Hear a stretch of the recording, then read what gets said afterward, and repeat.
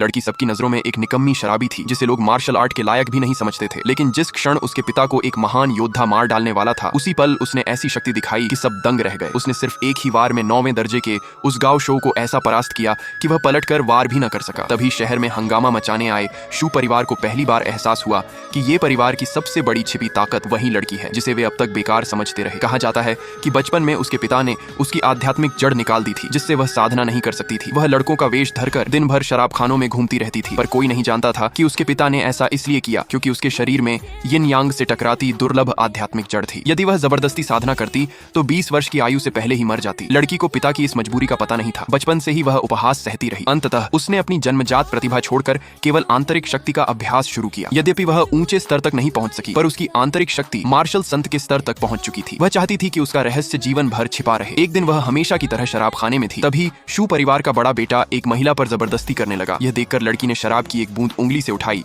और उसे 3 बर्फीले तीरों में बदलकर उसकी ओर फेंक दिया। उस युवक के गुरु ने तुरंत समझ लिया कि यहाँ कोई असाधारण शक्तिशाली व्यक्ति मौजूद है। उसने युवक को तुरंत वहां से हटाया और स्वयं चुपचाप निरीक्षण करने लगा। कुछ ही देर में उसकी नजर दूसरी मंजिल पर बैठी लड़की पर पड़ी। संदेह की पुष्टि के लिए उसने मेज पर रखी उसकी बालों की पिन चुपके से उठा ली। यदि वही व्यक्ति था तो अवश्य पीछा करेगा। वह कई कोस दूर निकल गया, पर कोई पीछे नहीं आया। जैसे ही उसने सोचा कि शायद वह भ्रमित था, तभी दूर छत से आवाज आई, सामान छोड़ दो, जान बचाकर जा सकते हो। छत पर बैठी लड़की बिना समय गंवाए नीचे उतरी और उसे आमने सामने भिड़ गई। उसकी प्रचंड आंतरिक शक्ति ने उस व्यक्ति को लहू उगलने पर मजबूर कर दिया। पल भर में उसने अपनी पिन वापस ले ली। उसने शांत स्वर में कहा, मैं जन्म से ही बिना आध्यात्मिक हड्डी के हूँ। चाहे जितनी साधना करूं, दांतियन की पहली अवस्था से आगे नहीं बढ़ सकती। तुम किस स्तर पर हो यह मैंने कभी गिना नहीं, शायद 999 स्तर। ये सुनकर वह व्यक्ति स्तब्ध रह गया। उसे समझ आ गया कि वह इस लड़की का मुकाबला नहीं कर सकता। 2 दिन बाद शू परिवार ये परिवार में बदला लेने पहुंचा। लड़की सब देखती रही पर हस्तक्षेप नहीं किया, क्योंकि वह अभी भी पिता की नियत नहीं समझती थी। तभी दासी ने उसे पूर्वजों की विरासत स्वर्ण रेशमी कवच दिया और बताया कि उसके पिता ने ही उसे यह सौंपा है। दोनों बाप बेटी एक दूसरे की परवाह करते थे, पर जुबान से कठोर थे। जब शू परिवार जानलेवा हमला करने वाला था, तब लड़की ने मात्र एक पीली फलियों से ही संकट टाल दिया। युवक के गुरु को तुरंत 2 दिन पहले की घटना याद आ गई, लेकिन चूंकि उस दिन लड़की पुरुष वेश में थी और आज स्त्री वेश में, कोई पहचान न सका। लड़की के पिता ये गुचिंग ने घोषणा की, जब तक मैं जीवित हूँ कोई मेरे परिवार को हाथ नहीं लगा सकता। लड़की ने मुस्कुराकर अपनी दासी को आगे बढ़ाया और उसे झाड़ू थमा दी। जैसे रोज सफाई करती हो वैसे ही कर दो, बस किसी को मारना मत। दासी अनजान थी कि वर्षों की साधारण सफाई के दौरान ही वह अनजाने में एक श्रेष्ठ योद्धा बन चुकी थी। लेकिन तभी शू परिवार का मुखिया स्वयं आ पहुंचा और दासी को गंभीर रूप से घायल कर दिया। स्थिति बिगड़ती देख पिता ने बेटी को बचाने के लिए कठोर शब्द कहे, तू जन्म से ही बेकार है, कभी आगे नहीं बढ़ सकेगी, यहाँ से चली जा। पिता की कठोर बातों से आहत होकर लड़की सचमुच घर छोड़ने लगी। जैसे ही वह नगर से बाहर निकलने वाली थी, एक सेवक ने उसे पिता का पत्र दिया